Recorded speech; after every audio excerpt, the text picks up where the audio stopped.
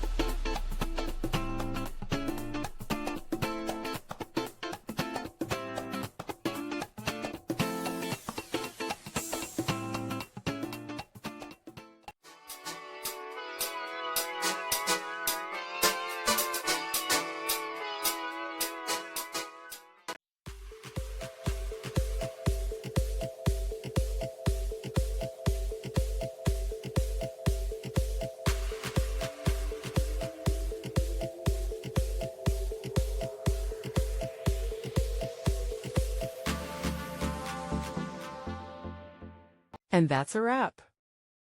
I hope you found the answer you were looking for. If you did, take a second to hit that subscribe button. It really helps out.